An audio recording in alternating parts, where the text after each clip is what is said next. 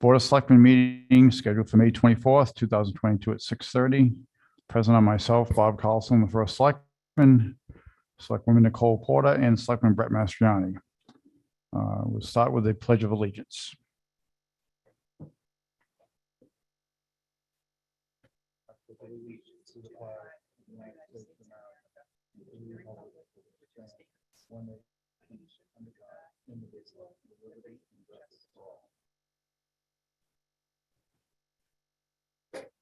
Okay, are there any public comment? Online or in the audience? Okay, seeing none, are there any selectmen comments? I have just a couple of updates.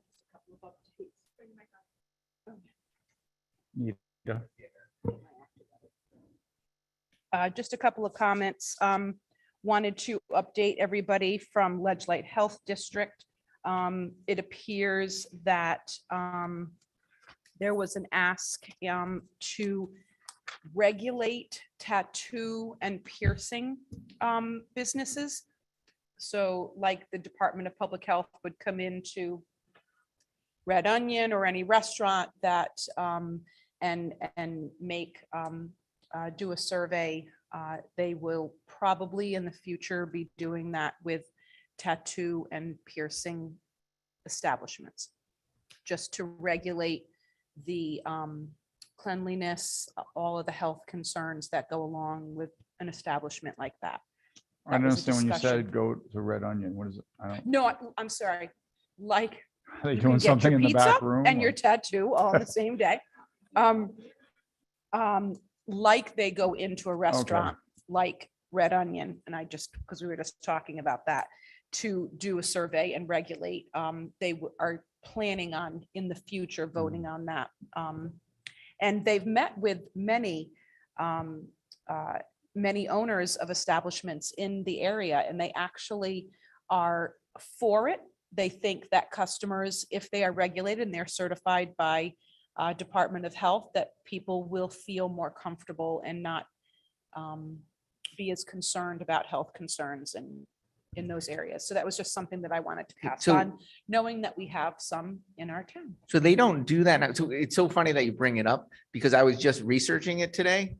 Yeah, I know, crazy. Because somebody was mentioning a tattoo parlor and that they were under the impression they can't have one within their salon as well, but it just can't be in the same room. But I started looking up the regulations, and in most areas, the DPH does regulate that and has to go through all the same licensing.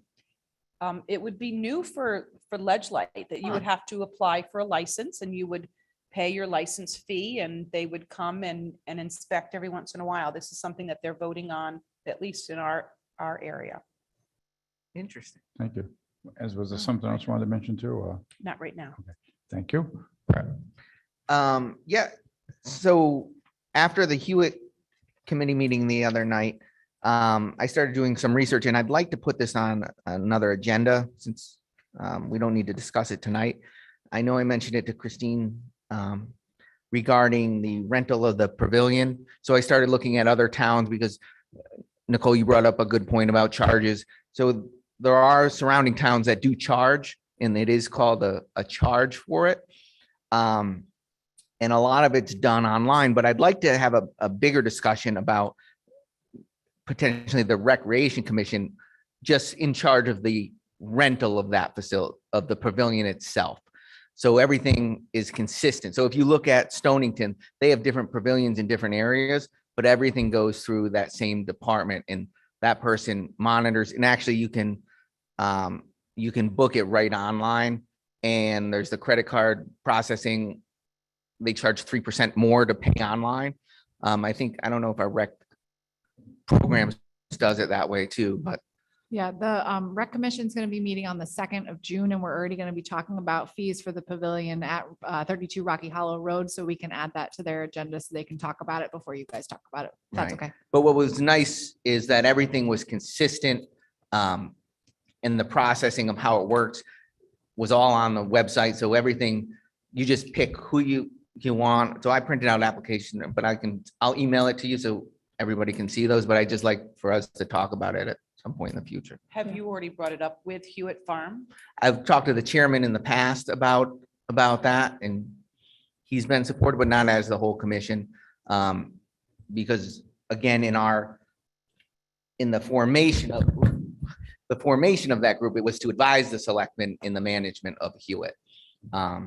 So it does play a role, but it's also our thing. So it was crazy. I found all our old Hewitt information, the surveys that went out and a lot of the things. And what's interesting, as you look at it, some of the proposals back then were to have a farmer's market there, have a cultural center there. It was really interesting. I'm like, this was from years ago, and we What just comes kind of, around goes around. yeah. So I have all that information, but the pavilion was the thing that I wanted to bring forward, just so it's consistent amongst both facilities. Yeah, Rec already has a mechanism to rent out their tennis courts through an online system. So they're looking to expand that to the pavilion at Rocky Hollow.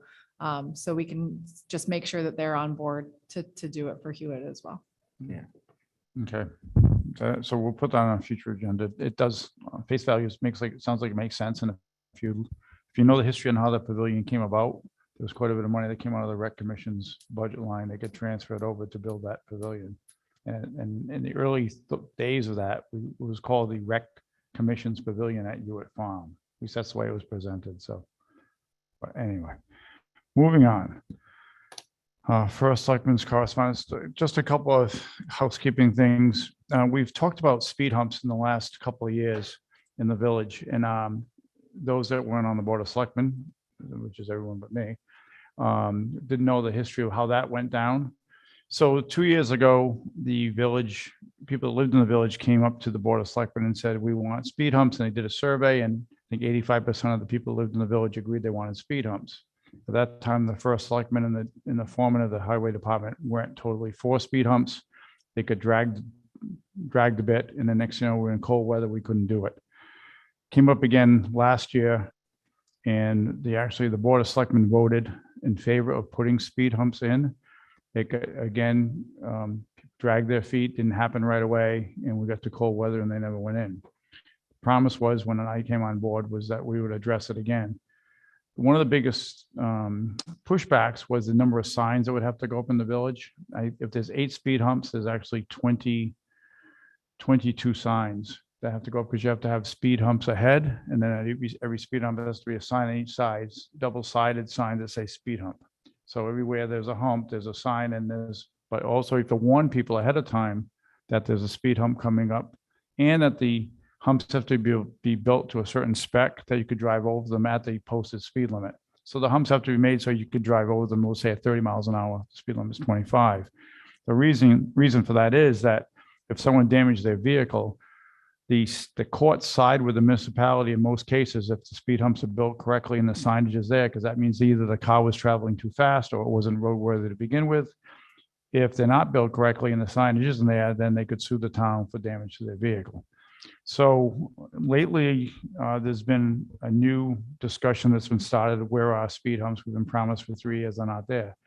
We had those speed signs given to us by the state for free. I was thinking maybe with the speed signs that we put up in the village, I'm sure you've seen, tells you how fast you're going. And I upgraded the amount of police presence in the village. Those two things combined, I thought would slow things down. They have, but not to the point where some people in the village want them slowed down. You're always going to have that one person that goes fast and someone else sees it says 43 on the sign, and the speed limit is 25. So we can't, I'm not going to put on the agenda for this evening. We can't add it now. And we don't have to vote. The last Board of Selectmen voted in favor of speed humps, but I would like to have a discussion. If this board wanted to override that vote by the previous selectman, that's up to you. I myself would vote in favor of speed humps. I did before. I was the one that was carrying the flag for them. I'm not for or against them. What I am for is listening to what the people in the village have to say. If all the people who lived on Babcock Road came to the Board of Selectmen and came to one of our meetings, said we want something on Babcock Road, we'd have to listen to them. That's where they live. So since there's such a majority of people that in the village seem to want these things, I think it behooves us to at least listen to what they have to say. So that'll be on a future meeting. two things I'm doing this week is I have a meeting tomorrow with Stonington, first selectman in Stonington, as well as Greg Howard and their PCA chair. No. Young. And we're going to be speaking about sewer connections in the Pawcatuck sewer treatment plant. It's at early stages, but we're working on something through the federal government to try to get federal funds so that money doesn't come out of the towns. Secondly, a meeting with Preston and Legend on Thursday morning, speaking about the Bureau of Indian Affairs. There's been more that's come out lately about the Eastern Pequots looking to be federally recognized again. They were just turned down earlier, and they're petitioned to be recognized again. The federal law says that once you've been turned down and not been recognized, you cannot go back a second time. They're fighting that. So I have a meeting about that tomorrow. Lastly, remind you, there's a road race on Saturday in town put on by the board, North Stonington Education Foundation. And on Monday, the parade starts at 10 and we're marching. So typically we get up to the highway department, probably at around between 9:30 and 9:45. Dress with comfortable shoes, depending on the weather, what you're going to wear. But if you look back, we tried to dress somewhat nice. I think I wore a sport coat both times I marched, and but we always had comfortable shoes on because we are walking the whole thing. So we're not riding. And that's about it. If there's any questions on any of that, if not, we'll move forward. The only thing that I ask for is when we do talk about the speed humps, if we can have the mapping, if there's the mapping of where they were going to be placed, and also where that was going to be coming out of the budget. So it was never earmarked money, so it would just be coming out of our current budget. So if we can just see those kind of things, and I'm supportive of listening to the residents, but I also worry about the whole look and change of what that much signage would do.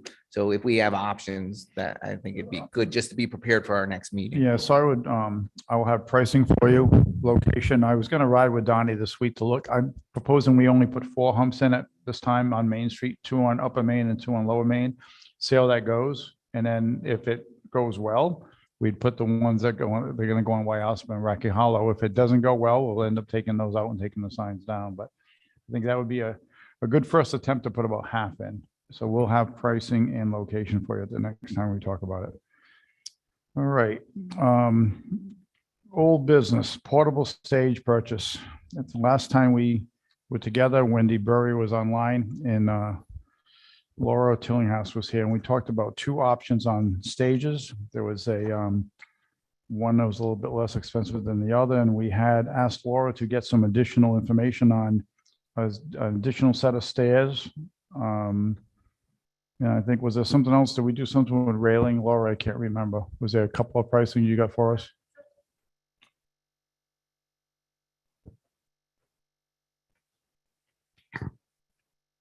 I believe I forwarded the original quote where it had kind of all the bells and whistles when I had Okay. first sent it out. So there was railings, there was skirting, there was edge control, like so your chair didn't kind of back off the end of it if you were going to use it for a graduation ceremony. There was a ramp, which was one of the ones. So on the new quote that I had sent you the following day or 2 after the meeting, there was a ramp estimate, and it was ridiculously expensive for a ramp. Right. And that's why we said we couldn't use it for graduation, but we could Right. use it for other things.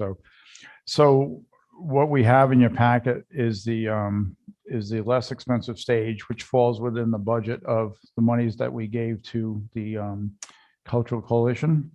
We gave them $15,000, which was 1% of the ARPA funding. And of that, they get a fee of $1,500. So that leaves us with $13,500 to be able to spend. And with the upgrade, with the extra set of stairs, but not the ramp, still falls within that. So I would propose that we would entertain buying that stage. We heard about, 15 reasons why we should buy it and how we could use it all over town, with the exception of the graduation. But I think that it makes sense to me. The money's already been allocated. It's not coming out of taxpayer pockets. And and just get feedback from the two selectmen. I'm just confused by the two different quotes.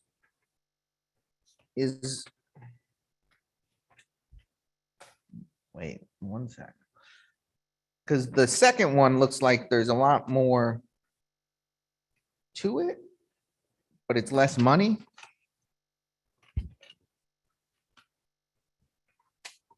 It's got the Yeah. guardrails and the skirt.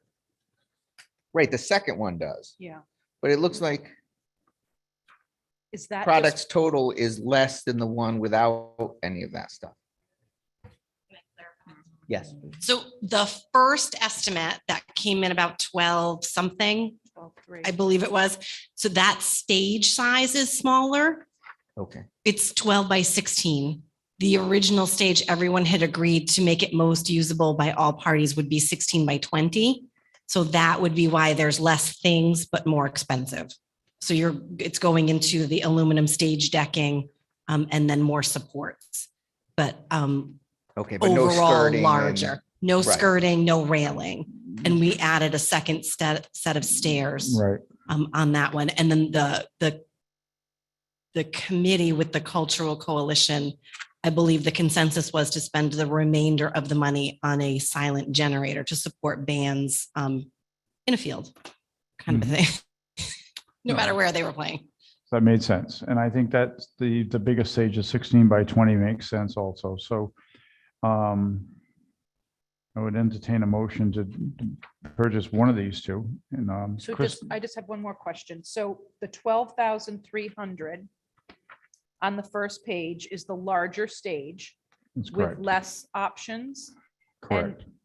And then there's the ramp additional purchase for 9,000 and change. Correct. So are we suggesting, because we gave them 15, but I thought we had only 13 to work with. We had We're 13.5. We're 13.5. So if we buy the stage, it's 12.3. That Mhm. leaves us $1,200 for a generator So without the ramp. So without the ramp. without the ramp. Correct.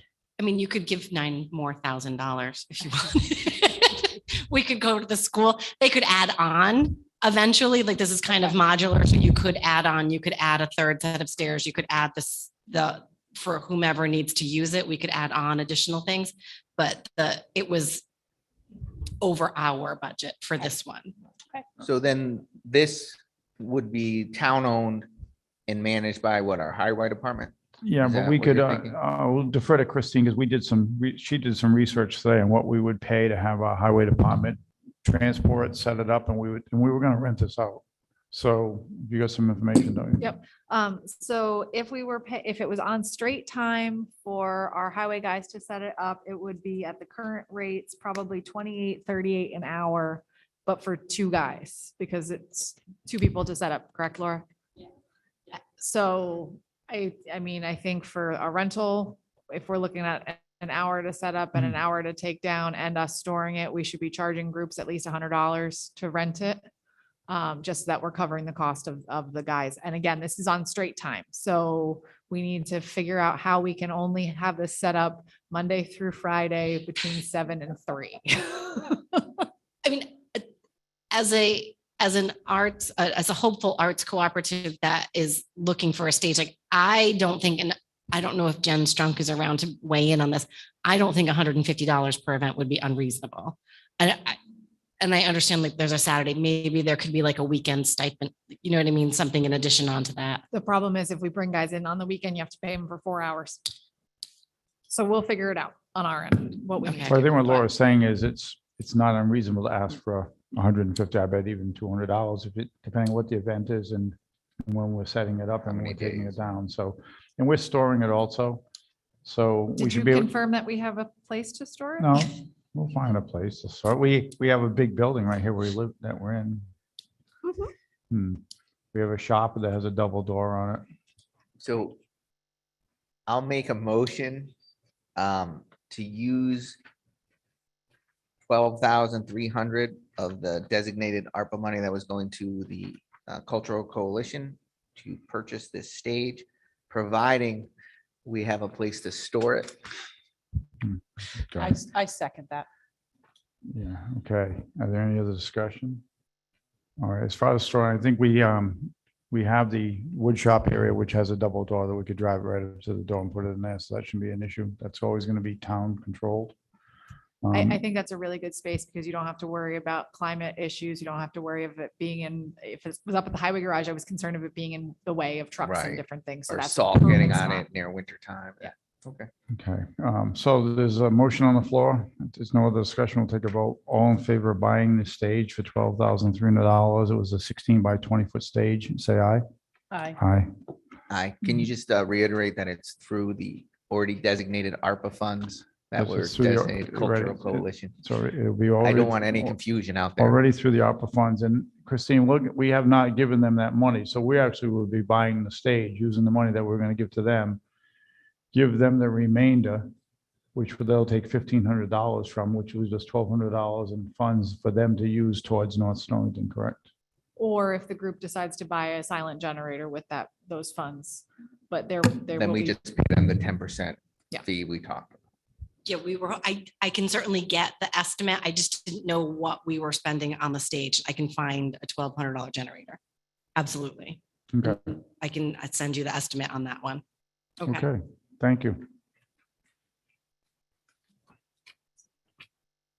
Next, John Dean Gallop House rental. So as we know, because we had the Zoom meeting last week, we've rented the house out to a young man who's in the Coast Guard Academy.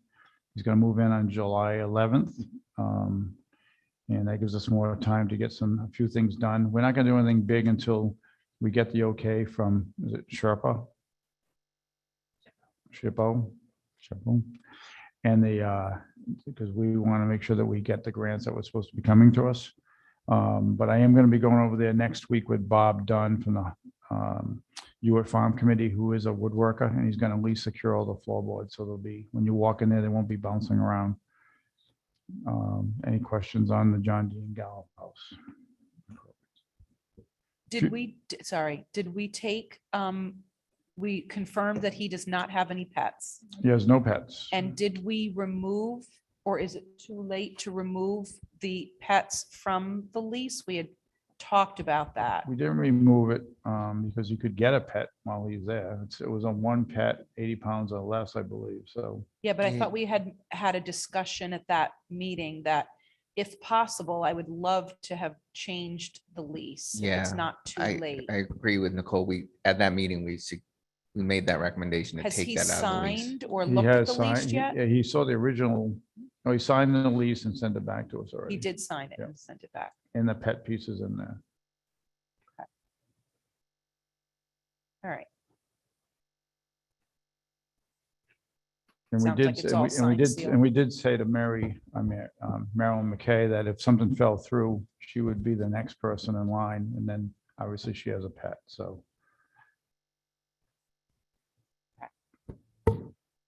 And so that's July 11th. Future town meeting discussion, meeting format. Christine, you have some information on this because things will be changing moving forward. We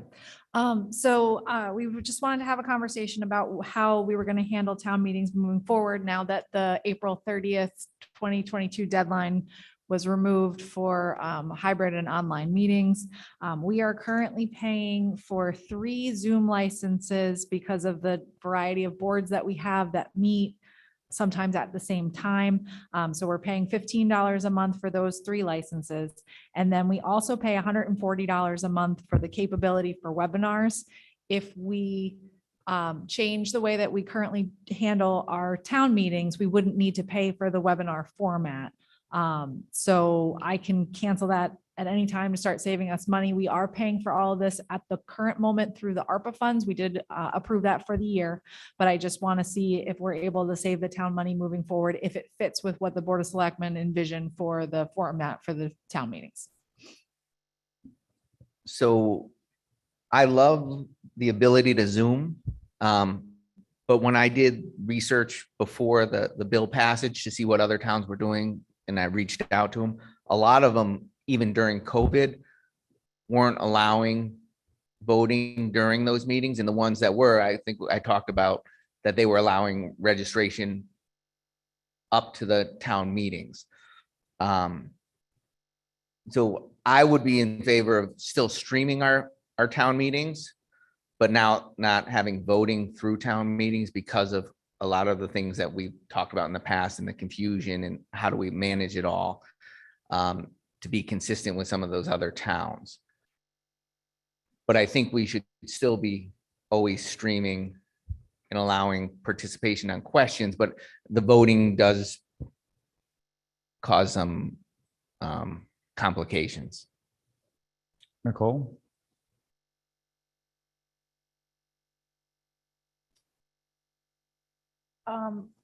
I don't know. I think that I have an issue with people and residents being able to be on remotely, but not voting. But I am completely in favor of keeping a hybrid model. I do understand the challenges with online voting. But I don't know. So on this particular case, I think I side a little bit more with Brett. I think that we owe the taxpayer the ability to come to the meetings. Before there was hybrid, before there was COVID, we didn't have anything like this. You could, unless you came in person, you didn't know what was going on, and people did come in person. And we used to get 60, 70, 80 people at a town meeting, and there was still young couples with children and still older people that didn't want to go out, but we got large numbers at meetings. And I think we have made it easier, and I think that's a good thing. But I think that we just saw a low turnout in our vote for the budget, which is a little bit discouraging, since we had 393 voters that showed up. And that's when you have the ability to vote and you have that right to vote and you don't exercise it, then it's kind of like shame on you. So I think in this particular case, I think we should continue to stream, continue to take questions, let people see the meetings, have them recorded. You can watch it after the fact. But I think it's important to have people come in person to vote. I just think it makes sense to have hybrid, but I agree with Brett on the part about the voting. It's not to try to keep someone from voting, but, and I know I guess you'd say we're making it easier for people to stay home and vote, but the logistics don't always work. If we lose power in the middle of a meeting, we have to stop the meeting. We have to, if it's hybrid and there's no voting online anyway, we can continue the meeting going. There's some potholes you step in when you're trying to do it that way. So, Yeah. Christine? We have had, anytime we have a regular Board of Selectmen meeting or a Board of Finance meeting, everything works perfect. We have a very stable internet connection in this room. We have no issues. And I don't know if it's because when we have a town meeting, there's more people in the room that are using the wireless signal and they're taking away some of that stability. But almost every town meeting, we've had it come up on the screen where it says weak signal. And it stops my heart because I'm afraid we're going to have to stop the meeting and try to fix it before, so that everybody can still be in the loop. So I think from a technical aspect, you prevent a lot of issues from happening if you only have the voting in the room. And I think too, it's not fair to the people that did come out in person. And then if you have to just cancel the meeting because the people that didn't come out in person can't vote. So, Yeah, I mean, I'm not opposed. I wish there was a way that we could have it be done simply and efficiently. As long as we can make it very clear to people that they will not have the ability to vote and participate in that vote if they're remote and online. so I mean, I ins- think that needs to be really, really clear ahead of time, not like as we start the meeting and we let people know, because if they feel really strongly about something that's on the agenda, they Right. need to make so I agree the with you. effort I to be think, here. I think we should have that information out there well before our next town meeting, which will be coming up in June. So we could stop talking about it after we decide tonight how we want to do it. I think instead of talking about what we're taking away, the vote, we should talk about what we're giving. We're giving people the chance to listen to a meeting and speak at a meeting, even though they're not here. Yeah. So even though like Stonington is not doing hybrid, they're doing all in person. So we're a town that's still embracing, we're set up for it. We spent a lot of money getting set up for it. And I think that should talk about what we're doing in a positive way to keep people informed, keep people participating in our meeting instead of saying what we're taking away. Yeah. And I think it's important that for people to understand that we're just talking about the town meetings. We're not talking about these meetings or other meetings. We're not getting rid of the hybrid there. But the town meeting is, I mean, we're in that slippery slope of yes, so it's legal by law, but when do we have that cutoff? When do we allow people to participate that can't vote? Because legally, anybody can come to our meetings and speak or talk, even if they're not voters. So I think it causes a lot of issues that haven't been worked out yet. And maybe down the road, it does. There's a new Zoom setup or something where we can easily do it, because I have to say that even if we were moving forward, I don't like the webinar view of a town meeting. I personally think a town, even if it's streamed or even if it's hybrid, it should be as close to a town meeting as possible. So the webinar doesn't allow that. A webinar doesn't allow you to see how many people are online, or it allows here to see, or Christine to see, but it doesn't allow your neighbor to see if you're online or who's online, where a town meeting does do that. So I think even if we were to move forward and at some point to have more hybrid like that, then it should be more where everybody's part of it compared to when we switch to that webinar look. So can we agree with the technology as it is today, that we would move forward with hybrid meetings, but just eliminate voting at town meetings, and we will publicize it, the heck out of it, before we get to not the 11th hour, do it a few weeks ahead of time. Like if we vote on it tonight to go to that format, which we can, then we can start publicizing it as early as tomorrow that this is what we decide to do. So, I'm fine with that. okay. If that's the case, then I'll motion. Do we even need a motion? Because To continue just doing exactly, But we allowed Well- voting in the past, so maybe, should we have a motion? This is the way we want to move forward? Or do we just say we just want to move forward in that? well, just in how you call the next town meeting, but if you want to make an official motion, I have no problem doing that too. I just think it makes it, it's on record that we did it. So then I'll make, you can vote no, I guess. I'll make a motion that going forward, that we run our town meetings, we run them as hybrid meetings with the people online have the ability to speak and to listen and to view the meeting, but the voting will be only for people that are in present. I second. Okay, the second, any other discussion? Not specifically related to this, but when I came to vote, I had more than one person say, I didn't even know that there was a budget vote today. And there certainly were comments online as well. I don't know how else and to get the word out to people. The signs are literally what prompted me to remember on my way home from work.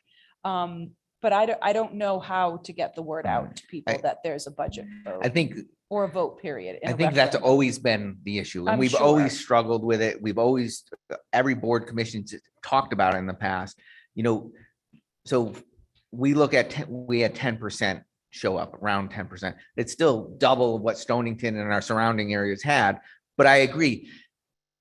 How do we get it out? I think we've done a pretty good job at getting out. So it's in the paper. It's where there's signs up now everywhere. It's on Facebook. I mean, before Facebook We or do any take out social an ad in media. the paper. Yeah, legally we have to. Yeah. It was in the Okay. quarterly to say, we didn't have the date set, but it said, look out. It is discouraging when you see some people that are even on boards and commissions saying, hey, what was the vote about? I know. But at some point, and I always hate saying that, it's up to our residents to be concerned about what's going on in town. It's something that happens every year. At some time, they have to have buy-in too. They have to look for it. I mean, we put it as plain out there as you can, but I think no matter what we do, and before the signs that were around town years ago, that came up. Can we put signs up? So Yeah. now there's signs everywhere and people still don't see. So I think the signs came out of the communication committee that you were on. Mhm. And then it finally got disbanded because I think it was getting to the point was frustrating because no matter what we came up with, it didn't seem to be working. So We can push the phone system too. So that was Yeah. one of the. So We're we gonna told- do one a of the bigger sug- push for the municipal notification system, but I think you have to take with a grain of salt when people in a Facebook group are saying that they don't know about the vote, when in that same vote, members of your board have posted that there is a vote and these are the questions. So they're reading it in that exact same forum and then posting and saying they don't know. Yeah, So- it's a challenge. I know. My own brother called me the day of and said, "What's the vote for?" But he saw the signs at least, so I'm like, at least he knew there was a There you vote. But did you notice the signs say budget vote? They used to just say vote today. Now they say budget vote. Right. So we answered that question. So anyway, there's still a motion on the floor. We haven't voted yet. I'm done. Okay, so all in favor of moving forward with the motion as expressed, say aye. Aye. Aye. Perfect. So that'll be our format for future town meetings, unless we get changes in the way we have technology that works better and we can do something. Yeah. So I did ask our IT manager, Jim Russell, that for him to still attend the next town meeting if we changed format to make sure everything goes smoothly. And then after that, we shouldn't need him to necessarily be there if it's a streamlined format like these meetings. So. Right. And I had a long talk with Jim today about Everbridge and how we're going to start promoting that at the fair, which we had thought about earlier, could done something at the parade. But as we get gatherings moving forward this summer, we're going to promote Everbridge and try to get people sign up for it. Potentially, we could have it at the farmer's market, maybe? You could, and we're going to have it at the fair at the information booth. So, okay. He's going to just give forms that you can just fill. He'll put in the computer, so you have to do it. Just put your name, address, phone number, and We're also going to have the QR code available for those people who are comfortable scanning it and putting in their own information. perfect. Yep, nice. Okay. Next, so we can let 2/3 of our audience leave. We're going to talk about American Rescue Funds for the Small Business Program. We earmarked this back, believe it or not, back in January, because we wanted to make sure the funds were put aside during our community conversation. I can't believe that's already 5 months ago. But we did, and we've got it back. They sent it back to us recently. It's been ironed out. Looks like they've done a really good job on it. It was been presented to us once already. I don't think there's a need to present it again unless something major changed with it.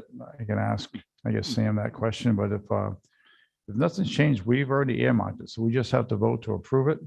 Then it has to go to the, we have to go to the Board of Finance with it because it has to be appropriated, and it has to go to a town meeting because it's more than $20,000. So Brett, do you have any comment on this, or would you like to have the chair of the EDC make any comment, or is it pretty No, much? I mean, they presented it before, and I mean, I'm familiar with the basis of it. But I would like that I know sometimes it's tough when you present at Board of Finance, some of these things. I would. Or I'd ask- rather have them do it. Well, that's what I'm saying. It'd be nice if the chair would present this to the Board of Finance. So if there's in-depth questions that could be answered right then. We can let you know when when we're going to bring it to the Board of Finance. So give you June 1st. That's when it is, June 1st. Yeah. That sounds great. Thank you. So why don't we vote to officially approve this? So it's no longer just earmarked funds, it's approved by us. So all in favor of approving the North Zone Economic Development Commission COVID-19 Small Business Did Assistance someone make a Program? motion? Yeah, I was gonna say we have to make a motion first. I'll make a motion to approve the North Stone Economic Development Commission COVID-19 Small Business Assistance Program. I second. Perfect. So all in favor, say aye. Aye. Aye. Perfect. It's done. Thanks, Christine, for keeping me in line. Next, 298 Norwich Wesley Road lease. So we have to bring this to town meeting. We did put it in your packet. There's one mistake on section 1.1H. It's not $525 per square foot. Be nice if it was, then it would not only pay for the entire building, but probably pay for our budget. But it's $5.25, not $525. So that change has been made. The tenant the possible tenant, which is the Early Learning Center, is moving ahead with her licensing. We've moved furniture up to the second floor for her to keep, so it wasn't sold during the yard sale. She's had plumbers come in to give her pricing on bathrooms on the first floor. And she's had radon tests done and water tests done, so it's not like this is a serious tenant.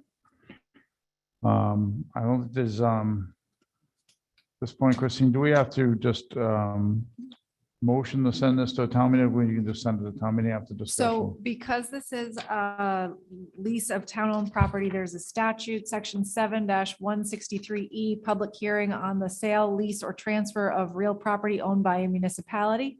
So we are required to hold a public hearing for this lease to be discussed.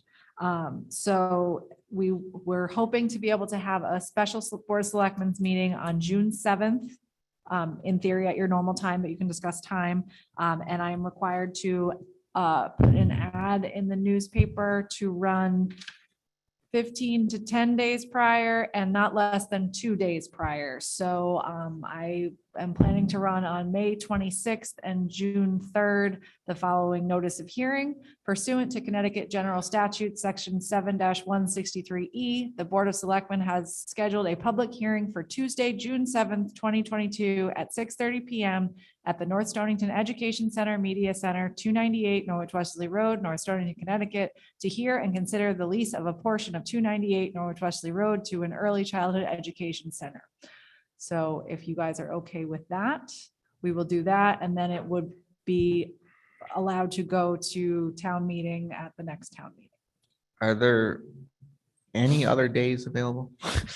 I'm just looking at my calendar and the 7th that's not our normal. It's not our Day. normal, but there are other things we hope to discuss at that special town meeting. Bob, I don't know if you want to talk about those So there's gonna be, or special selectmen's meeting, not town meeting. Sorry. the RFP went out on the demo and we had 10 contractors show up. That's, those bids have to be back on June 3rd. In order to get those things on the town meeting, which we actually have moved now to the 28th, correct? 27th. Because just timing, everything has to be done within, advertised so many days ahead and the way you do town meetings. So we need to talk about the bids from the demo, which will be back on June 3rd. Then we have to send that to a town meeting. We also want to review the 5-year LoSAP plan. And we have to approve, as we said, we held back 140,000 in ARPA funding for the, because we knew we had to pay for the expenses for this building and we didn't want the taxpayers to have to pay for it. So we've been holding that money back. So we're probably going to look for some sort of an approval. We'll have a better idea what we spent by then, but what's been spent on this building and what has to come out of that 140,000 that we've held back for expenses for this building. So we're probably going to do something like a not to exceed number. Right now we're trending towards not to exceed 120,000, which would allow us to keep $20,000 in ARPA funding to use for something else. But where are we now? We're in 89,000 year to date, but there's no more oil being used, no more gas being used. And we're hoping that we can stay under 120. So that would be a vote on that evening and we'd have to send it, because it's an appropriation of over $20,000, it has to go to town meeting. Yeah, so the hope for the whole calendar would be to hold a special Board of Selectmen's meeting on the 7th. The Board of Finance to take action for the approval of the plan for the demo to send to town meeting and the additional appropriation for the ARPA funds on their meeting on the 15th. And then potentially have a special Board of Selectmen's meeting on Friday, the 17th, just to call for the town meeting. Because we have to advertise the town meeting no less than 5 days prior to the day of the meeting, not including the day of the meeting by state statute. So backing everything out to have the meeting on the 27th, this was how we got to these particular dates. To hopefully have the tenant in for July 1st, we would need to have this approved at town meeting. We do need to have, because this expenditure is happening in the fiscal year, which ends June 30th, we have to have the town meeting prior to that to appropriate the up to $120,000. So that's the hard and fast deadline for that one is the June 30th. Okay. Is there any way we can do it on the 6th? Oh, there's the meet and greet is the 6th with EDC at Bon Appetit. Okay. I don't think I'll be around on this. I mean, I don't need to be here, but I won't be here on the 7th. We could I run a have- quorum with two. Are you gonna be going like on the 7th, 8th, 9th, 10th? No, it's just the 7th. I already have, it's the lacrosse ending night, so we have I And we can't can't do move it on Wednesday because that's the Board of Finance, correct? The Board of Finance should not be meeting on that Wednesday because that's not their normal night.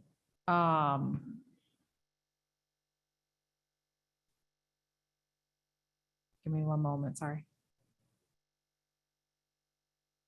While she's looking, what did you say was on the 6th, Bob? It's the meet and greet for the EDC and all boards and commissions at Bon Appetito, What time is that? 6:30. 6:30. That's sending out invitations. I think they're waiting for, Ivana was out last week, so she just got back this week, so. They should be going out in the mail later this week. So yes, the Board of Finance is not scheduled to meet on the 8th. The Board of Education is scheduled to meet at 6:30 in this room. So that would just be your a scheduling issue, but we can figure it out. We could do it on Tuesday, our normal night, and just myself and Nicole could do it.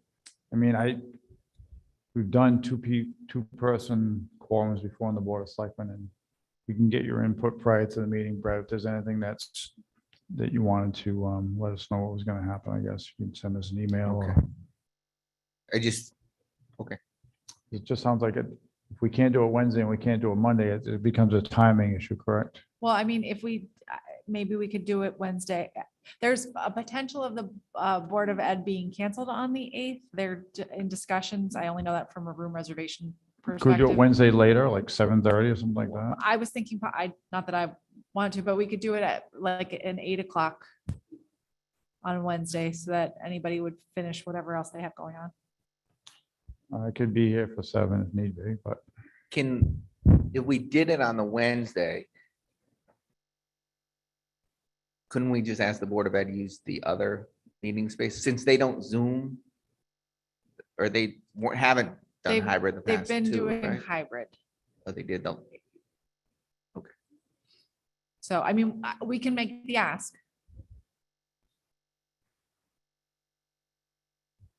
okay. So I would say if we did it at 7:30 that evening, we don't have to go all the way to 8. 7:30 would be fine. It's not gonna be a long meeting per se. No, I just remembered that another board may be meeting, but they don't need Zoom capability, so I can put them somewhere else. I mean, I hate to be. No, listen, If it's another night, family, I mean, if it's that day, that day. I just always like to try to attend as much as possible. Yeah. It's just our youth lacrosse league in town. So a good number of parents, I don't know if they'd come to our town hearing anyways, but there's always something going on, I guess. But we don't need to vote on that to call it, the three of us right now. You can do that through email, correct? I need to know right now when the hearing is so I can put the ad in the newspaper, and it needs to run between no more than 15, no less than 10 days, and no less than 2 days prior to the hearing. The other thing with hearings is, so, not that I didn't want Brett to be here, but when you move hearings around, it makes people worried about, why is it not the normal time? Why did you move the time? Why did you make it a different day, make it later? Are you trying to? And I think it's things like hearings should be done on the date that would normally find. Now, that's not our normal day, but Tuesday is, even though June 7th is not a normal day. But our past few hearings have been on Monday, right? We could do Monday, except that. No, there's the EDC thing. I'm just saying that it hasn't been our normal hearing day. Tuesdays, but We go at EDC and could jump out of there at 7:15 and start the meeting at 7:30 on Monday. And we don't have to stay for the whole thing. I think you're gonna have an issue because that's in all boards and commissions. So if there's people that are on That's true. boards, you don't want to make them have to make that so choice. just do it the Tuesday, the 6th. Can you maybe do it at 7? Sure. And then at least, Tuesday, the I think 7th. I'll just scoot out of the other thing. Tuesday the 7th. Yeah, We can do at it at 7:30 if you want. yeah, that, I can make sure I'm here for that then. And so Tuesday, the 7th at 7:30. Maybe we'll get better attendance. Maybe people will be home at 8, dinner and come back out again. Who knows? And we'll have some other things to put on that meeting, correct? Okay. But we'll try not to load it up since we're starting at 7:30. Not up to. Okay. Next, Did the rest of that schedule seem to work for people? So can people put a tentative hold on the 21st, the 17th or 17th rather. as the day to call the meeting? Call for the meeting. So even if it's a 5:30, 10 a.m. because it's a Friday, so We might be able to cancel the 14th too, correct? potentially, yeah. So that's our normal meeting. I might be able to cancel that one. So would I have to be here in person on the 17th? I can, You can zoom in. yeah, okay, then I'm fine. And are we going to post that lease online so people can view it ahead of time? Will that cut back on some of the people trying to review it right then? Is that helpful? So then if they have questions, I don't want to post it unless it's correct. Yeah, we need to, I don't know. We need to check. Check with the town attorney on that. But I know what you're saying, Brett. We're not trying to hide anything here, but I mean, in the past, we didn't even have the lease at the meeting when we did prior, correct? right? No, I agree. Yeah, because it talks about what final details are. I forgot the statute, how it's worded. But we want to make sure that it was transparent as possible. But I mean, we're going to be with the attorney tomorrow anyway, so. Yeah, it's just shall conduct a public hearing prior to the final approval of such sale, lease, or transfer. So basically, we just don't want to try to make any changes after the hearing to. Well, So so- you can make changes after the hearing. I would view it kind of like the Board of Finance hearing for the budget, that's the opportunity to hear feedback to make changes.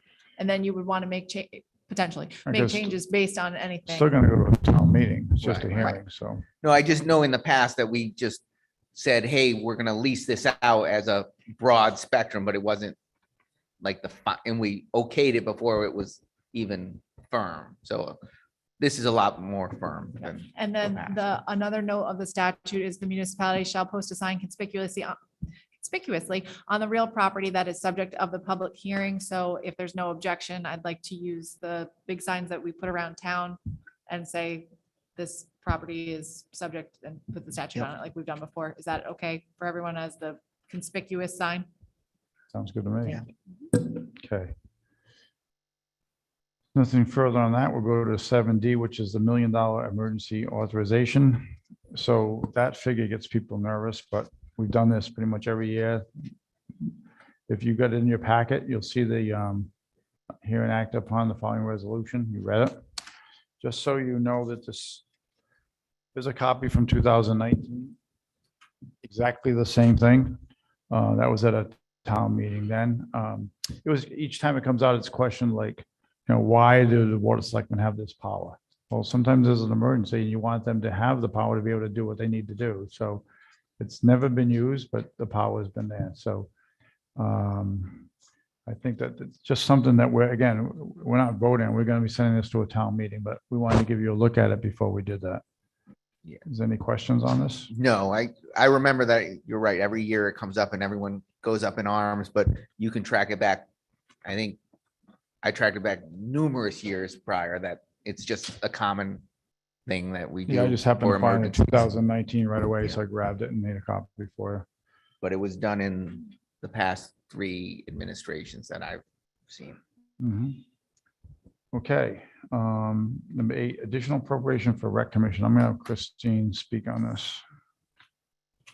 Okay, so every year when our rec department submits their budget, they have to do an estimate of how many people they think are going to sign up for all of the programs that we hold.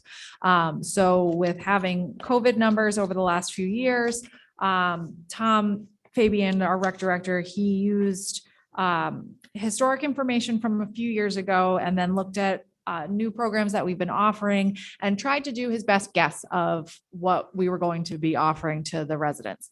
The way that our rec program works is we sign people up for programs, and if you pay $50 for Pilates, your instructor is then being paid out $50 for you to take Pilates. We do charge a 10% fee to non-residents, and that fee is retained by the town. So that person's paying $55 and the instructor is still only being paid $50. So we've kind of had a good problem this year where we've had a large increase in participation in all of our programs and more programs than we had held in the past. So for instance, for our soccer camps that we held, the rec department estimated that they were going to bring in $2,580. They brought in $7,995.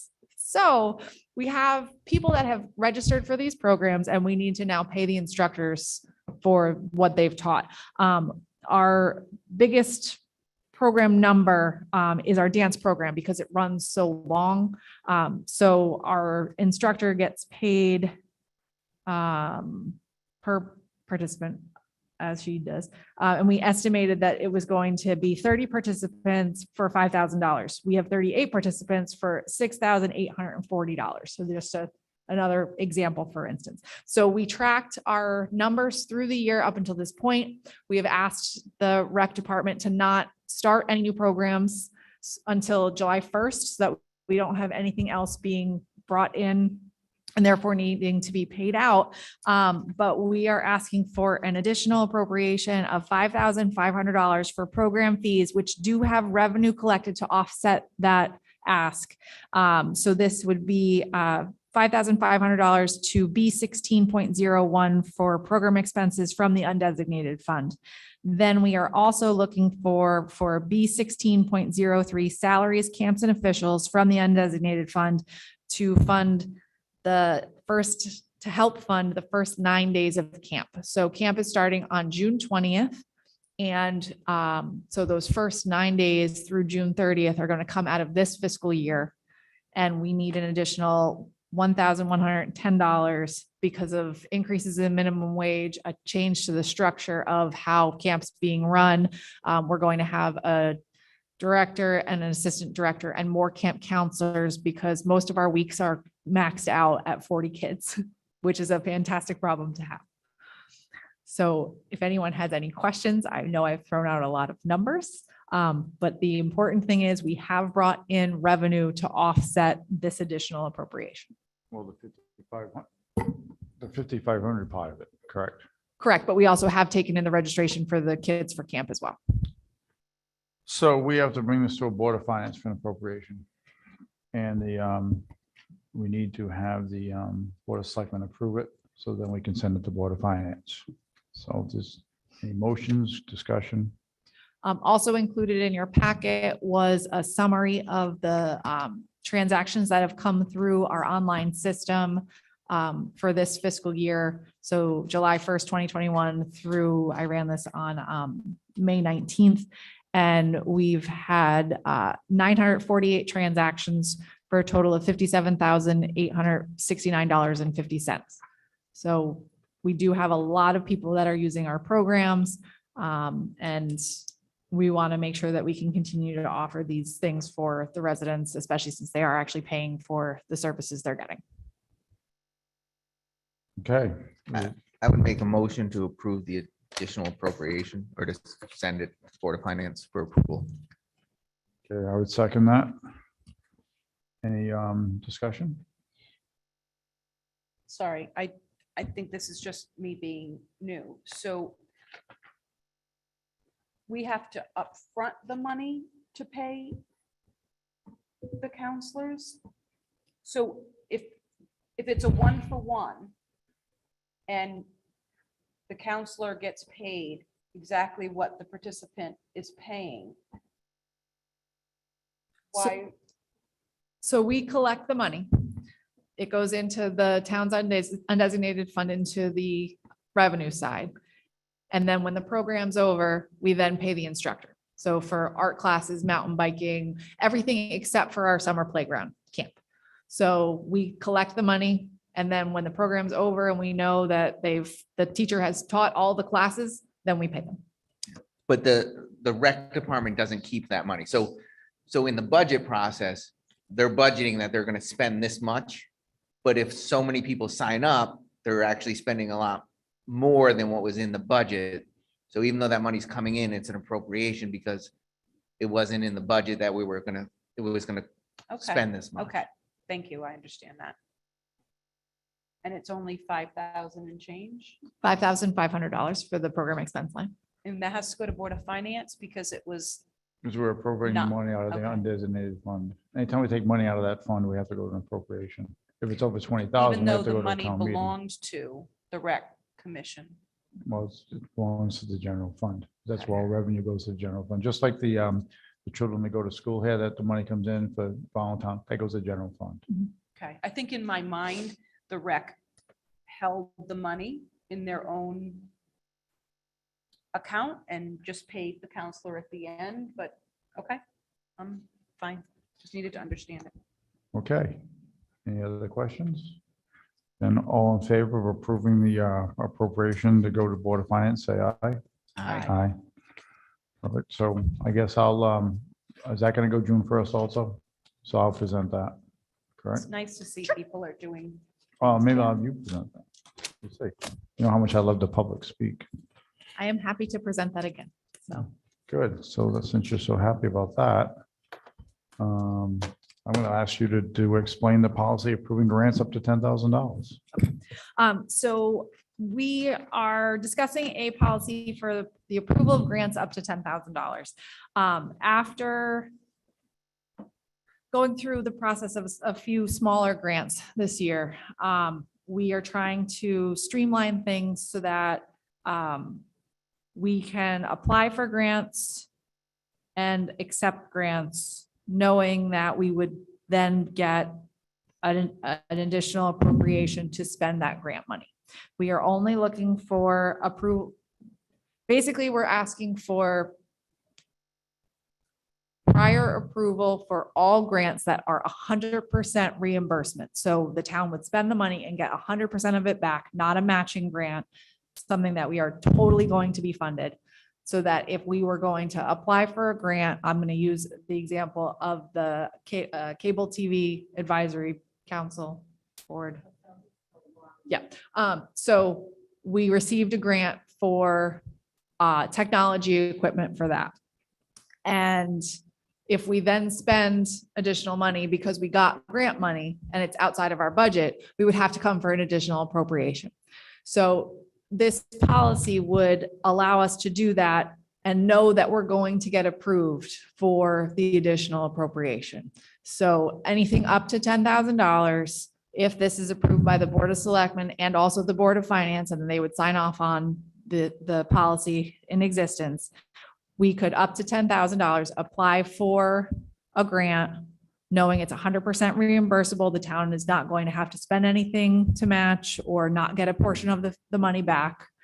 Then we could apply for it. And then once we get it, we will bring it forward for an additional appropriation, which would then be approved by the two boards so that we could spend the money and not have it come out of our actual budgeted expenses.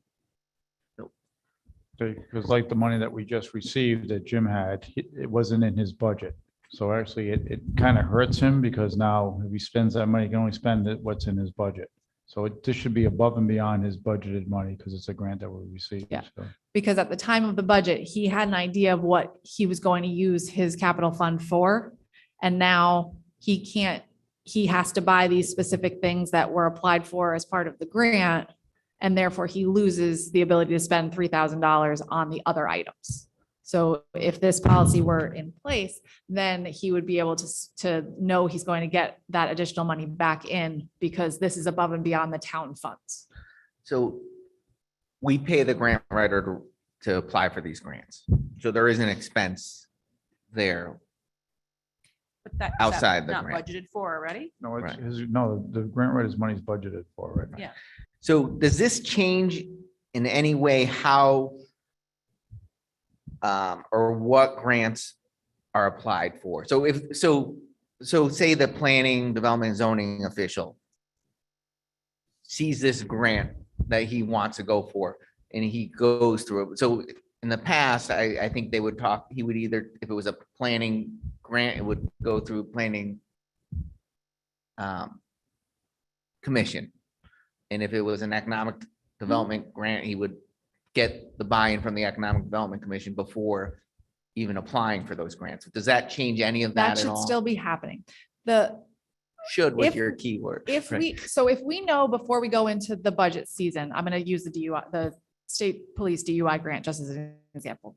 We would know that we're going to be applying for that grant. So we would budget for that grant. So also the EMPG grant for our civil preparedness. We know that we're going to apply for that grant. So we put that into the budget. But sometimes it's October and you find out about a new grant that you didn't know about when you were budgeting back in March. So you didn't put that into your budget. So we are going to do our due diligence as town staff that if we know about it ahead of time in the budget, we're going to put anything into the budget that we know about. This gives us the flexibility that if there's a special grant that comes out up to $10,000, that's 100% reimbursable, then we know we can move forward with the application and not apply for grants and then not be able to accept the grant. Because that's what's happened with some of the grants that were pursued, because I think there wasn't board buy-in prior to the application of it. So that's what would be my hesitation, that there's nothing in here that there's like buy-in from the oversight board of some of those departments. So the first selectman has to sign off on 99% of grant applications. So I think that Bob will do his due diligence to make sure that all boards that are involved have been approached prior to the application. Is there a way to put that in here somewhere? And I don't know how we would put that in there. I just want to make sure that, and we can't always look at the staff or the people we have in place now. You never know who comes in a staff position or a selectman position, but primarily staff. There is transition sometimes that people don't go off on tangents saying, hey, I want to apply for all these grants that aren't by the direction of like the boards that oversee those. Well, the good thing is this is only up to $10,000. So it's not going to be a How much damage grand can you do? capital expense. So we do have in the policy as it's written right now that if we're awarded the grant, then the Board of Selectmen will meet and vote prior to accepting the grant. So you do have ultimate say to say no. But this just says that if you say yes, then we're going to get an additional appropriation. So it's an if then. So if the Board of Selectmen, if you go with this policy and the Board of Selectmen approves accepting the grant, it will not be in lieu of funds that were budgeted. It will be, then we will also get an additional appropriation to use those funds. And we have turned down grants. The electric truck was one of them that we got approved for Oh, no, and I'm all in favor of that part of it, of saying, hey, these grants were great grants. Don't take it out of the budget because it's the money's coming back in. I just want to make sure that there's some kind of oversight from those boards that are responsible for that. So it doesn't go off. Why would we Yeah. not want to accept a grant? Give me an example The of electric why. truck, we didn't want to accept it because it was $160 some odd $1,000 grant, but the overall price of the truck was, when you figured the charging stations, and everything went with it, was about $600,000. Okay, so the consequences of accepting the money required you to do something else that ended up costing money, is what you're saying, right? Mhm. Yep. So Nicole, this policy kind of protects the departments in town and the boards in town from having the budget that's been voted on by the town. And then looking at grants as above and beyond that, if it's a grant that wasn't budgeted at budget time. So if I know that I have $10,000 in my budget to buy I'm just going to stick with Jim, new electronic equipment for this room. And then I find out that there's a $5,000 grant that will allow me to, get new tables and chairs and have it look like all of the other towns that we want to look like. But I already knew what I wanted to spend the $10,000 on. This gives me the ability to have an additional $5,000 and not then not spend $5,000 on something I already knew I needed. Because a lot of these grants are very specific to, you can use it for these items and only these items. And while we need those items, we might have thought we were going to buy those items next year. But we can use this grant to buy them now, and then we're going to save the taxpayers money for next year.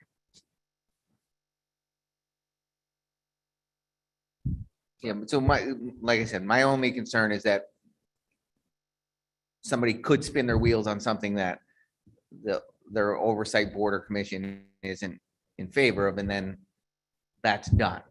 So we pay the grant writer to do that.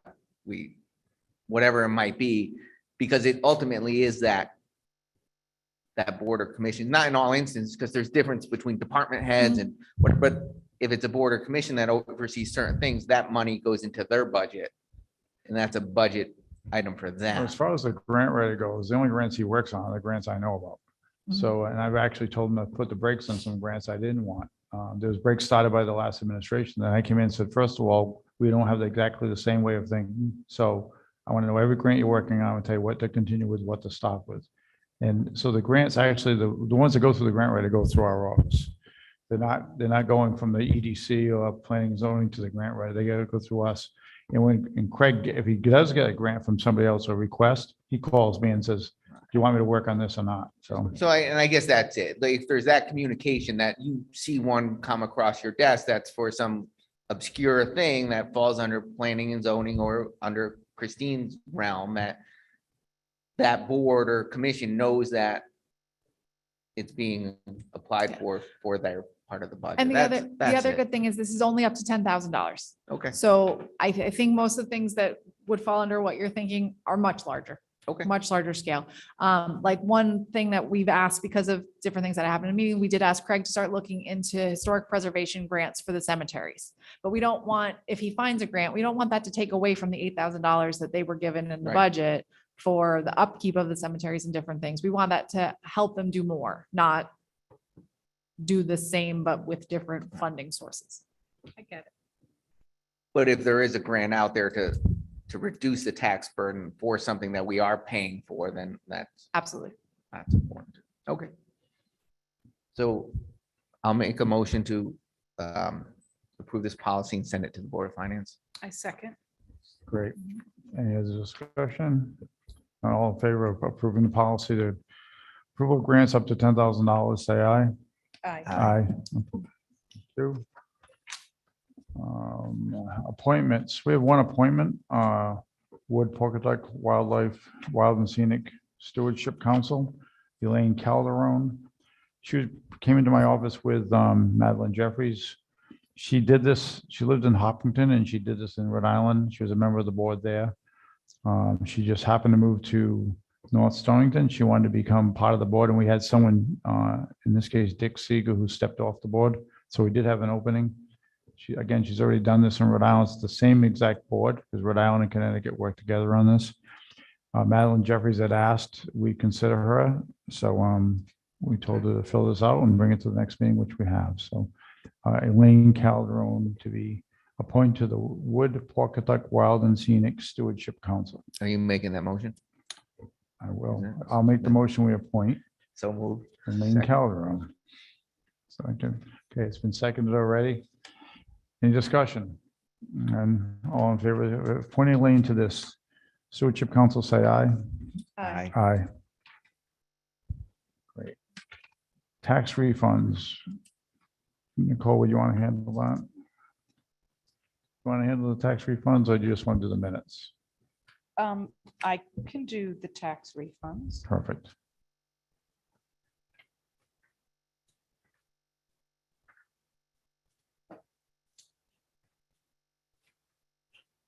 Oh. Okay, thank you. That's much easier. So I make a motion to provide a tax refund to Philip H. Bauman Jr. At $378.96. You want to group them all together and? Oh, just okay, one shot? yep. The second one is to VCFS Auto Leasing Company for $604.18. The third one is to Jason Tag for $85.14.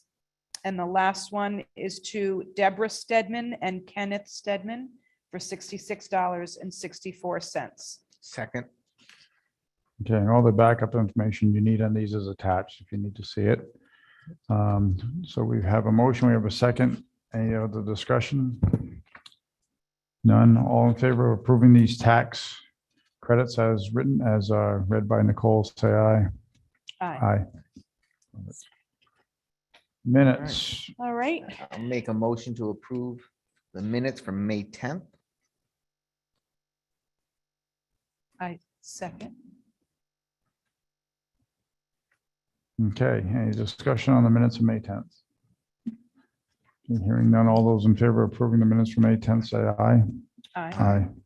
And I'll make a motion to approve the May 16th special meeting minutes as written. I second. Okay, motion's been seconded to approve the special meeting minutes from May 16th as submitted by Ivana Hugo. All in favor, say aye. Aye. Thank you. Public comment. I don't see any hands. Oh,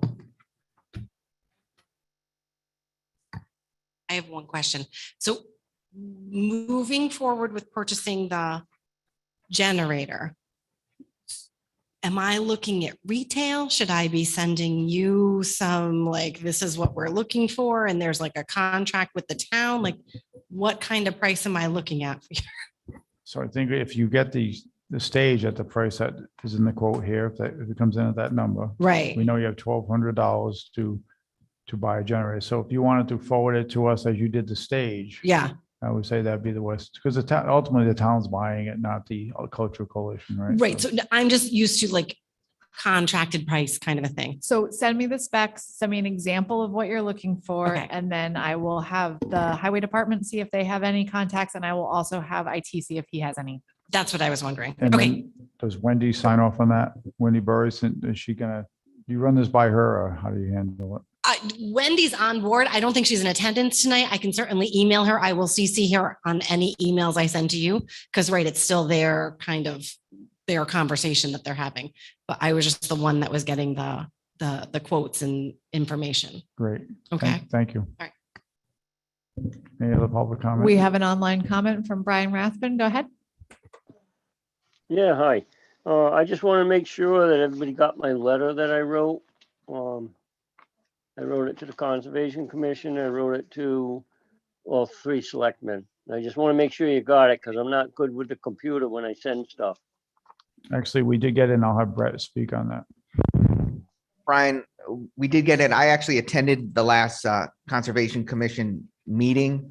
And I think there's might be a little disconnect. I do agree with some of your statements of where the line is drawn, but they are an advisory board. You are correct in that. But going to their meeting, talking to them, they are not the ones creating the Enduro route. That was done by the state. All they are doing is producing a map showing it. And I think, so based on, I got your letter. I went through the handbook for the Connecticut Conservation Commission. It's 84 pages. I read through it. And I think some things are a little different in our town or what our Conservation Commission's doing. They do some mapping for, recreational purposes. And so I just think some of that is where some of that disconnect is based on your email. Because some of the mapping they talk about in that handbook is more, soil-based maps and things like that. But this Conservation Commission is also producing maps of the enduro racing, which is within their right. Whether the town wants to expend funds to produce those maps, that's another question. But I think that's where it is. I think it's a communication thing where they're not creating that enduro map or that those enduro trails. Well, And if they were, I did get clarification, whenever a new trail is created or they wish to create it, they do get approval from the selectmen. And in I think my the biggest- past, not all of them went to the Board of Selectmen, they just went through the first selectman. But I think Bob sent out an email saying that he would bring it, if that was the case, he would bring it to the full board. Does that make sense, Brian? Well, I'm a little concerned about the, how they make being an advisory board. And you say, yes, I understand the state does have an enduro thing, but when I looked at the map, it goes up through the state forest here. It looked like some of it wasn't enduro. And if you read the state statute on, if you read the state statute, I believe it was number 7-131. It tells you the rules of going through the different trails and roads of the state forest. I know ATVs are not allowed to, but it seems to me and I don't know if the town's following it or not, because it said right in it that it even goes along with, if you're walking through the forest, you're supposed to have your dog on a leash. So if we don't follow some of it, and that's why I say, I think the Conservation Commission is an advisory board. And I you're don't right, think they are, in the whole thing, and Brian, if they go are. through the state forest, I believe the town has a say in it, because they're supposed to bring it to either zoning or. I think Bob can talk on that point, but we don't have a say on what's happening in the state forest. It's the state-owned land. And I did, like I said, that's why I went to that meeting, because if they were creating enduro trails in North Stonington, we should approve it if that was the case, but they're not. They're just showing the mapping of what the state has approved already. And Bob might So have Brian, more. what I told the Board of Selectmen was in the future, so prior to this administration taking over, when a new trail was presented, it didn't always get to the full board. The first selectman would sign off on it. Not always. I mean, the whole board looked at the kayak put in at the Pocatuck River. So, but sometimes when there's a trail that was presented to the Board of Selectmen, it only went as far as the first selectman. Going forward, that anything that gets presented to me by conservation, I'll make sure that the two other board members are aware of it, since they're an advisory to the entire board, not just to me. I still think there's a big problem far as any trails that go up from North Stonington, and get to them trails are gonna have to go on the roads. And I understand they're supposed to be registered motorcycles or whatever. To get up in that state forest, they don't know where the private land's on. Do we all have to put up no trespassing signs? How about the people that own right up to the state forest? You know, and I have, a lot of people don't even know that's gonna happen. And that's what I'm saying. It's only common courtesy that I feel that the people that any trail of effect should be notified that, hey, you know, you might have 100 people walking by your house pretty soon. I mean, the perfect example is the bridle trail that they tried to put in. Not one of those people on Chester Main Road were notified about a trail going up around their place. And that's where you break down in North Stonington. I'm just upset about it, because I think we gotta have any trails that are made or suggested or whatever's suggested. The Conservation Commission does not have the authority to put one there and clear land until the people around that trail have been notified and they got their opinion of what they think. So Brian, I agree. And what we'll do is we'll go to the Board of Selectmen meeting with that information. So it'll be public knowledge, and then you'll be able to weigh in as a trail is being considered. Okay. Thank you. Thank you. Okay, next meeting we said is June 7th. And do we move that back to what time? 7:30. June 7th at 7:30. That's going to be the public hearing. We're going to put a few other things on that. The June 14th meeting possible. Maybe we'll cancel that meeting depending on what's going on. And that's about it. Do I have a motion for an adjournment? I'd like to make a motion to adjourn. Okay, I'd say, do we have a second? But he's left the building, so I'll second it. All in favor, say I aye. second. I'm here. Just when you think he's going away, he's still That's here. dedication right there. I'm here. All right, all right. All Good luck to right. Brett. Good luck tomorrow. Thank you. All right, the Thanks. meeting's Have a great adjourned.